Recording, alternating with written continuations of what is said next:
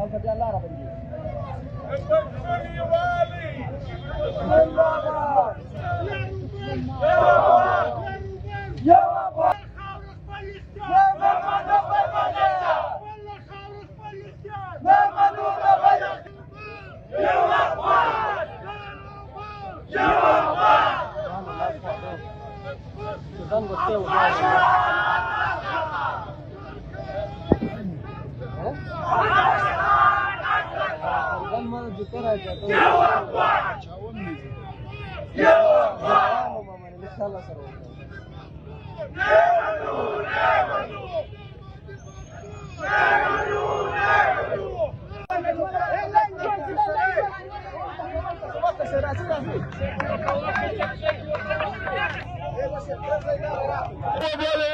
مشر اصغر خان ورسېدې ټوله لار ورکړي چې دوی پر لټ ته ځان ورسوي. چې د دغه مسایلو چې اوس موږ ته د چمن و عوامو ته راپېښې دي پر دې باندې چې دوې ایجنډې دي چې هغه یو پاسپورټ نه منل او دوم د مهاجرو سره چې غیر اخلاقي سلوک روان دی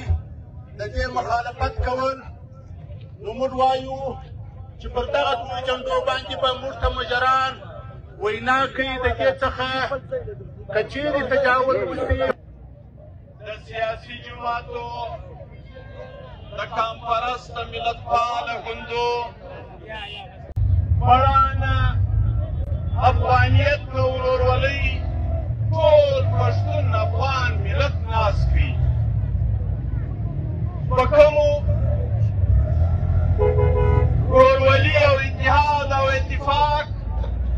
چې تاسو پرون افغان دشمن کوتو ته پښتون دشمن کوتو ته خپله مقدمه په خپله ملي یووالي وړاندې کړله. د دې ستاینه ټول افغان ملت کوي او پر دې فاتحه ټول افغان دشمن ولس ناست دی. ټول پښتون دشمن ولس د فاتحه په شکل ستاسو د پرون د ورورولۍ او د اتفاق د وجې ناست دی. ګرانو وطنوالو،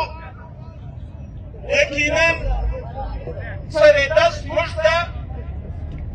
ښکاره په سترګو خو دا دې درې مسلې پیښې دي.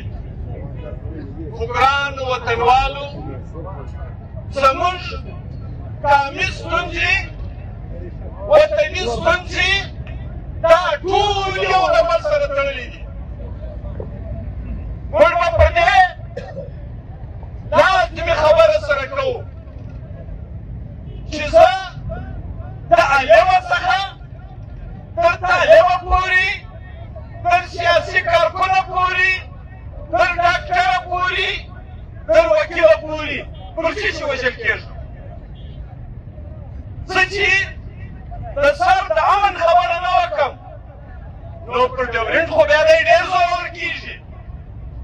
زه چې د باجوړ د علمای کرامو د شهادت خبره نه وکړم نو پاسپورټ خو به دی په منټو کې پر ما مسلطه کړي. زه چې د حافظ حمدالله د واقعې ذکر نه وکړم، زه چې پر مولانا صاحب د مسلسل حملو ذکر نه وکړم نو زه څنګه خبره راولم. خو دغه ځای ته یې ودرومه چې زه اورم او راوړم. بس نور زما یو دنیاوي و، وطني و، د سیالۍ بل یو ژوند نشته. زه افغان یم، زه تاریخ لرم، زه د پښتو مالک یم. او خلک له مړه سره زموږ د تاریخ بدل اخیستل غواړي، زموږ د احمدشاهي لښکر بدل اخیستل غواړي، زموږ د هغه حکمرانۍ بدل اخیستل غواړي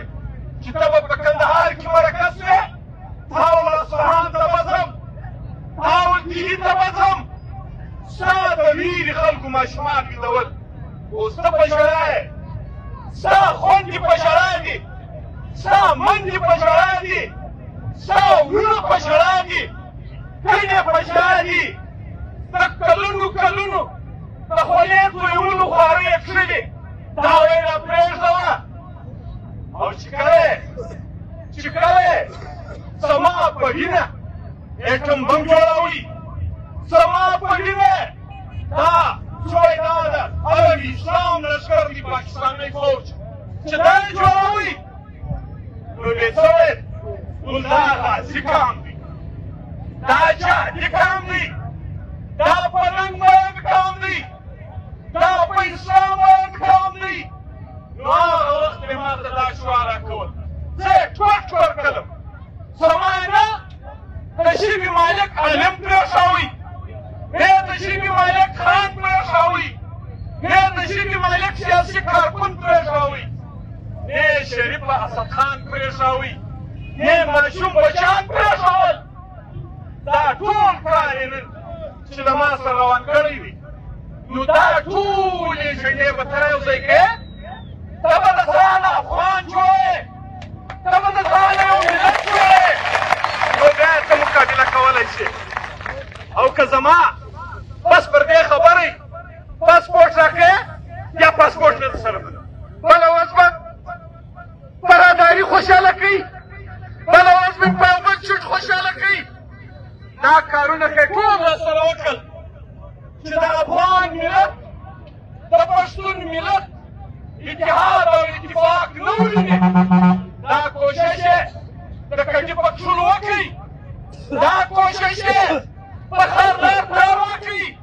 دا کوشش یې په دې ګوتې رادارۍ وکړي چې افغان د افغان سره بیل کړي. دا کوشش یې نږدې 2 کاله مخکې وکړي چې له دې ځایه شهیدان پورته شول، جنازې پورته شوې، 2 کاله چې تم شو، اوس 2 کاله بعد یا راغورځېدلی دی. ستا پر عزت یې حمله کړې ده، ستا پر ژبه یې حمله کړې ده، ستا پر پښتو یې حمله کړې ده، ستا پر ننګ یې حمله کړې ده. دا یوه خبره نه ده چې مارکېټ بند کړه، ستا د پلیټونو څخه، ستا د موټرانو څخه، ستا د آبادو کالونیو څخه تاسو ناست خبر چې زنانه راباسي، ماشوم راباسي، بچي راباسي، په جیلونه چیښي، په زور یې اړي. زه پوښتنه کوم چې یو سړی 10 کاله 20 کاله 40 کاله ستا د پاشل شوو تخم د وجې څخه، د ناکراریو څخه، د بدامنۍ څخه، د ستړیا او د ستومانۍ څخه کډوال شوی دی، بې کوره شوی دی، 40-45 کاله محنت او مزدوري کړې ده. نن ته ورته وایې چې بس ته به دې نه د جایداد مالک یې، نه د کاروبار مالک یې، نه چې څه هستي و نېستي لرې د دې مالک یې. نو کامه افغان ملت ته د تا پوښتنه کوم چې د دغه ګاونډ وراوښتئ، نو د چا په کور کې به ستوګنه کوي؟ چیرې به اوسېږي؟ خو یوه خبره موږ کوو، افغان د افغان پر خاوره پروت دی، دا احسان دې څوک نه کوي. که په پېښور کې افغان اوسېږي، که په چمن کې افغان اوسېږي، که په کوټه کې افغان اوسېږي، که په دې پښتون ملت کې هر ځای اوسېږي، دا خاوره چا موږ ته په خیرات نه ده راکړې، دا خاوره چا موږ ته په زکات نه ده راکړې، دا خاوره موږ په زور نه ده راکړې. دا زما د پلار او د نیکه وطن دی، دا په قواله زما دی، دا په تاریخ زما دی، دا په پښتو ما ګټلې ده، دا په ننګ ما ګټلې ده. او زما د افغانیت او د پښتونوالي سینه ډېره پراخه ده. هر افغان په دې کې ځایېږي، په لکه باندې ژوند کوي، دی ځواب کوي، دی ځواب کوي، خو حساب یې هم د ځانه سره کوي. دا منم زه به نن ځورول شوی یم، دا منم زه به نن وهل شوی یم، دا منم چې زه به نن خوږ شوی یم. خو یوه خبره ورته کوم، دا ډېر زموږ د وطن د سنګلاتو مشهوره متل دی چې په دنیا کې 2 قسم خلک وي، داسې په ځنګله کې 2 قسم حیوانان وي. یو هغه حیوان وي چې خوښ شي، څوک یې خوښ کړي نوم یې نسم اخیستلی چې دی منډه کې د یو لارې ځان ورسوي، یا دی خپل ټپ وږي، دی خپل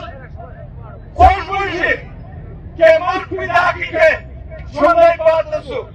یو مزرعی وي چې خوښ شي څوک یې خوښ کړي بیا ځي هغه ټپ تر هغه ساعت ته موږي په دې انتظار وي چې بېرته پر خپل پښو ودرېږم بیا د شا په انتظار کې چې راوځي پښتون افغان ملت د زمري قام دی د غیرت قام دی د ننګ قام دی ټولو نړیوالو ته وایو داسې نه چې زما په تاریخ زما په زړورتیا زما په ننګ یو دا د زور مسلمان خبر دی یو دا زما د پلار او د نیکه کلمه ورسره کړی انسان خبر دی په دې ټول عالم انسانیت خبر دی چې په کومه ورځ زه د خپل کور د خپل تکلیفه د خپل جنجال راووتلم د زړې زړې حساب به درسره کېږي په ایمان چې بیا ستا نسلونه یاد ولري چې دا د ما سره څه وسول ګرانو افغانانو وروڼو پښتنو وروڼو دا ټولې سلسلې دي چې ته یې په ټارګېټ کې لیک په شهادت ورسولې ته یې په تماکو چور کړې ته یې په افس کې سره وجنګولې په دې ټول یې له زړه سوړ نه دی ریاست کې ستا کاروبار ختمول غواړي ستا په دې باندې ستا دغه د وچې د تګ او د راتګ دا د 500 روپو ژوند ختمول غواړي پر تا معاشي قتلعام نافظه کول غواړي دا نورې ټولې معنی دي خواهش او کوشش یې دا دی چې ته به بیا تا قیامت ته د پښو کې کوتې که تاسو دا پښتنو او افغاني رشته مضبوطه کړله سره وتړله په یوه لار سولاست زه تاسو ته په ایمان وایم چې بیا په ایمان قدردان کېله د پسې راووتئ چې بیا به دی قدردان موږ په دې پوهېږو موږ ته دا معلومه ده ته پر ما باندې د ډیورنډ پر معاهده وکړېږه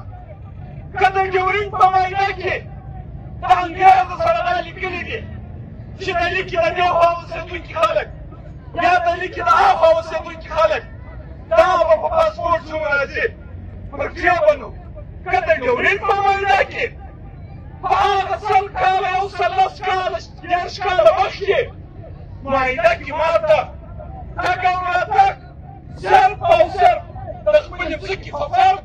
او یا چې پر کومه پولیټي کې زه ژوند کوم په هغه اسنادو اجازت شته نو ستا پلار باندې ته نشي مجبوره کولی دا تاسو نه دي وچ کړی پښتنو افغانانو وروڼو ملي یووالی غواړي پښتني اتفاق غواړي دا خبره موږ بارها کړې ده نن یې بیا کوو چې د دې ریاست په نظر کې یوازې کمپرست نه دی یوازې مذهب پرست نه دی وکیل هم نه یې لکوي اتمګه ستاسو په مخ کې دی مولانا صاحب هم نه یې لکوي سیاسي کارکون هم نه یې لکوي په سوونو په زرونو تجاران یې په یوه شکل او په بل شکل ځورولي دي دا جنګ د پښتون افغان ملت سره دی دا جنګ د قانون سره دی دا د یو ګوند سره نه دی دا د یو جماعت سره نه دی نو خواست کو هغه خلکو ته خواست کو په ډېر ادب او احترام ورته وایو چې د خدای دپاره اول د پاکستان په آیین او په قانون کې دا په کله کې ناست ریاستي واکداران د قام د فیصلو هېڅ اختیار نه دی د دې اختیار دا نه دی چې دی په هلیکاپټر کې په شمل او په زور راځي یو ته تمکۍ ورکوه بل کوه ولکه بیا کیلې ته راننوتې لعنت دې دا ستا پر پکولو په سموسو ته څوک یې ستا کار څه دی ته خو کښېنه په دې ملک کې به 2 میاشتې 3 میاشتې بعد انتخابات کېږي پارلیمنټ به کښېني د خپل آیین مطابق د خپل معروض مطابق د خپلو حالاتو مطابق به فیصله کوي که چیرې ستا دومره تلوار ده ته دومره دې حکومتي چوکۍ ته بېتابه یې په دې جرنیلي او کرنیلي وغږېږي چې له زړه نه دي سوړ نو وکړه ناوردي را میدان ته څه واټ به کوو د جمهوریت ورته راځو دې ته د سره وزیر اعظم سئ دې وزیر اعلی سئ ته زموږ قومي مشران په دې مه ویروه، ته زموږ علماء کرام په دې مه ویروه چې په یو شکل په بل شکل په یو لالچ په بل لالچ کوشش کوې کم اتفاق ماتې وطني یووالي ماتې ستا پلار یې ولکه مات کړي. ګرانو وطنوالو، هر هغه کار چې افغانیت ورسره تړلی، پښتو او یووالی ورسره تړلی، دا به صرف په خبرو نه، دا به په عمل سره ثابتوو. موږ د دې کار ځکه یو چې باچا خان د وفات ټیم راغلی، نو باچا خان دا نه ویلې چې ما په ولي باغ کې ښخ کړه. باچا خان دا نه وویل چې ما په کوټه کې ښخ کړه. باچا خان دا نه وویل چې ما په ژوب کې ښخ کړه. باچا خان ور ما په جلال آباد کې ښخ کړه. باچا خان موږ ته د افغانیت لویه فلسفه راپرېښې ده، او ستا پاسپورټ، ستا د پاسپورټ د لارې ارادې دا د باچا خان په جنازه، د باچا خان په تدفین ټول پښتون افغان ملت په لکونو انسانانو پر یوه ځای جلال آباد ته په تګ د پښو لاندې کړي او دا منصوبې د خاورو سره خاورې کړي. دلته نشي کولی. دا شعار یوازې د عوامي نیشنل ګوند نه دی، دا شعار یوازې د ملتپاله کمپرستو ګوند نه دی، دا د ټول افغان شعار دی چې لر او بر یو افغان، لر او بر، لر او بر، لر او بر. دا زما د کار شعار دی، دا زما افغاني تړون دی، دا زما پښتني تړون دی. او پر دې مو ډېرې درنې جنازې ورکړي. ستا ټول عمر پر دې اعتراض وي چې باچا خان ولې په جلال آباد کې ښخ شو، خو تا دا اعتراض نه دی کړی چې جنرال موسی په ایران کې ولې ښخ شو، سکندر میرزا په پلاني ځای کې ولې ښخ شو. ګورئ پښتنو، افغاني ملانه، پښتني ملانه، قومي یووالی دا به ساتو، دا به پالو. د مسجد به مو هم عزت محفوظوي، د خان به مې هم شمله محفوظوي، میراب به مې هم محفوظوي، عالم به مې هم محفوظوي، وکیل به مې هم محفوظوي، ډاکټر به مې هم محفوظوي، تجار به مې هم محفوظوي، لړۍ به مې هم محفوظوي، دا د پنځو په غوټه به مې محفوظوي. که افغانیت شو که پښتنوالي شو، د دې یوې شي ته به په چاپلان نشي کتلی. آخري خبره، دا خبره ښکاره کول غواړو. د دې پرلط هغه سیمهواره مذاکراتي مجلسو مالکانو کمیټې ته وایو چې حق هر وخت د مذاکراتو په دنیا کې وي، د هر چا سره دې وشي، خو فیصله دې د کار په مخ کې کېږي، د ولس په مخ کې کېږي، کار دې په اعتماد کې اخیستل کېږي. داسې دې نه کېږي چې خدای وکړه سهار کال په یوی، مشران په بلې، دغه اعتماد او بروسه چې دې ولس کړې ده، خدای وکړه په دې کې سره برابر خلل رانشي، وبشي، د تېر پرلط په شان به وشي، جنازې به پورته شي، اسد خان هغه ملګري به بیا پکې ولاړ شي. نو موږ لږ شهیدان شوي، موږ لږ په ګولۍ سورۍ سورۍ شوي، موږ لږ په دماکو کې تباه شوي. ونیسي پنځه ملګري دماغ په شهادت ورسېږي، خو دا فیصلې به پر دې کار نه مسلط کېږي. زه په اخر کې ور بیا د دې ټول قومي ملي اتحاد او یووالي ته د خپل ګوند له اړخه د ټول افغان ملت له اړخه سلام پېښوم. او تاسو ټولو ته ستاسو په همت، ستاسو په آفرین دا درکومه چې تاسو پرون په خپل همت، په خپل یووالي افغان ملت راویښ کړئ، پښتون ملت مې راویښ کړئ، ټول قام ته مو د یووالي لاره، د ورورولۍ لاره، د پښتونولۍ لاره غوره کړله. دا لاره راټیکول غواړي، پر دې لاره زده کول غواړي. په آخر کې ور بیا هغه شهیدانو ته چې د عمران په نامه په دې پرلط کې سوي وو، د نقیب او سورکي په نامه سینو د اسدخان په نامه سینول یا هغه زخمیان چې دلته په دې واقعاتو کې سینول د شهیدانو د درجات د پورته کولو دپاره د لوی الله څخه د ده په حضور کې خواست کوم چې د دوی شهادتونه په خپل دربار کې قبول او مقبول وګرځئ د دوی د وینې په برکت د دوی د قربانیو په برکت دې قوم ته لوړې والې ورکړې لوړ ورورولي ورکړې په لوی افغان اتیا یو ځای کې په لویه پښتو یو ځای کې زه نه ځان ستاسو د ټولو شکریا ادا کوم الله مو خوشحاله لره الله مو آباد لره او آخري لاس په پورته کوو سره په ایمان یې پورته کوو چې دا یووالی به تر اخره کوو دا به په افغانیت کوو دا به په پښتو کوو دا به تر مرګه کوو دا به تر هرې قربانۍ کوو او د هر سالم په مخ کې به یې کوو ډېره مننه خوشحاله اوسئ آباد اوسئ